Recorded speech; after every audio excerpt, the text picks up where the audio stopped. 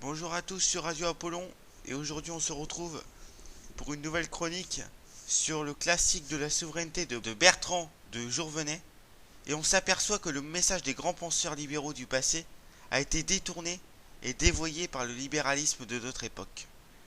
Nous sommes en 1955. 10 ans plus tôt, Bertrand de Jourvenay a publié son maître livre, Du pouvoir, qui lui a permis de prendre place parmi les grands penseurs libéraux français, héritier de Benjamin Constant ou de Tocqueville, contemporain de Raymond Aron. De la souveraineté, il récidive. On écrit toujours le même livre, disait Marcel Proust. Jourvenay a seulement déplacé son curseur et entrepris d'enseigner aux souverains ses devoirs. À la manière des grands textes d'antan, d'Erasme ou de Machiavel, mais son souverain à lui n'est plus un prince, mais le peuple. Plus de 60 ans après sa parution, on n'entre pas dans l'ouvrage comme dans un moulin. On n'est plus habitué à cette pensée dense, à cette prose de haute tenue, même si elle n'a déjà plus la limpidité des maîtres des siècles passés. On voit surtout ce qui a changé en ces quelques décennies. Le peuple n'est plus ce despote démocratique que Jourvenay et les libéraux comparaient à Louis XI. Nous sommes entrés dès lors dans des temps tocquevilliens. Au nom de l'état de droit, le pouvoir démocratique a été vidé de sa substance par le bas.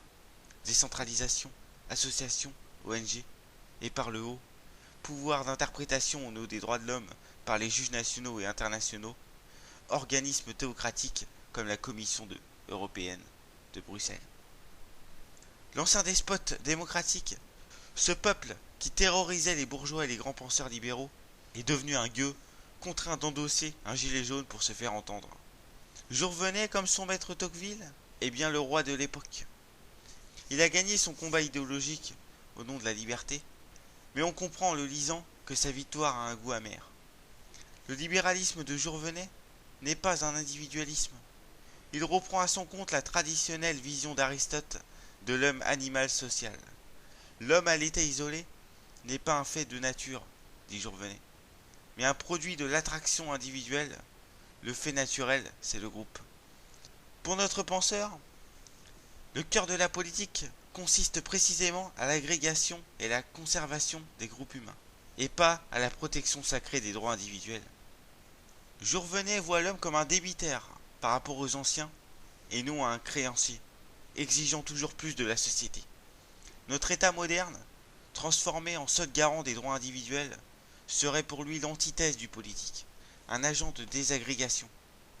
Les libéraux prennent pour archétype humain l'homme de l'aube, cet être plein de passion et d'appétit, ce fameux loup pour l'homme qui est arrêté dans sa guerre de tous contre tous que par un pouvoir fort, voire tyrannique. Or, cette même bête furieuse de l'aube est transformée par les penseurs des Lumières en un aimable homme des salons du XVIIIe siècle. Il est intellectuellement inadmissible de passer les uns aux autres, nous dit Jourvenay. Cette erreur est souvent commise par les libéraux qui prennent l'homme du marché chez Hobbes et l'homme du forum chez Malebranche. Cela ne convient pas. Il y a hétérogénéité des postulats.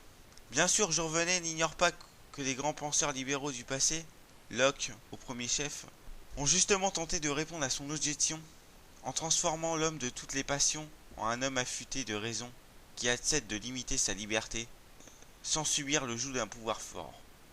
Mais il faut reconnaître que notre modernité légitime, c'est pire crainte. Dans toute la mesure où le progrès développe l'hédonisme et le relativisme moral, où la liberté individuelle est conçue comme le droit d'obéir à ses appétits, la société ne peut se soutenir que par un pouvoir très fort. L'idée de liberté politique est liée à de toute autre tendance. Jourvenay a pressenti que son cher libéralisme, idéologie conservatrice des individus effrayés par le pouvoir despotique des majorités, allait être retourné en un agent débridé du marché qui ne connaît plus qu'un consommateur soumis à ses appétits. Un marché qui, en se mondialisant, détruit les petites patries homogènes et fermées qui sont la base des sociétés de confiance, où peut s'épanouir la fleur fragile de la liberté. Nos sociétés ouvertes et multiculturelles en sont l'exact opposé.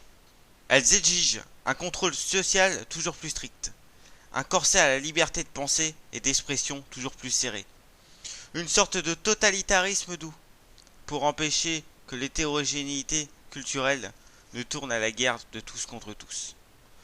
Jourdevenez ose rappeler une idée qui lui paraît d'évidence, mais qui ferait de lui aujourd'hui un gibier de la 17e chambre du tribunal de Paris pour islamophobie, à savoir que seules les sociétés chrétiennes préparent le règne de la liberté, car le christianisme est une religion qui, contrairement à l'islam, n'est pas un législateur social.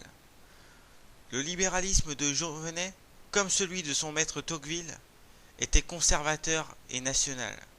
Le libéralisme moderne est devenu mondialiste et libertaire. Les anciens révolutionnaires, jacobins ou marxistes, les ennemis jurés de nos grands penseurs libéraux, ont retourné les armes de ceux-ci contre le conservatisme national. Les contre-pouvoirs imaginés par les libéraux d'antan, tenir le despotisme démocratique, collectivités locales, associations, juges, ont été subvertis par la volonté de déconstruire les structures traditionnelles, la famille, la religion ou la nation. Au nom de la liberté, on a saccagé les fondements de la liberté. Jourdevenez voit venir ce temps où ces contre-pouvoirs deviendront le pouvoir, où les juges et les technocrates restaureront le pouvoir oligarchique, où la tyrannie de la majorité, tant crainte par les esprits libres depuis la Révolution française, aura tourné à la tyrannie des minorités. Ce qu'il appelle le temps des tribus. Mais il est trop tard pour arrêter le cours des choses. La victoire de Jourdevenez est une victoire à la Pyrrhus. Le vainqueur est plus désespéré que le vaincu. Le monde est devenu tocquevillien pour mieux saccager les derniers reliquats du monde de Tocqueville.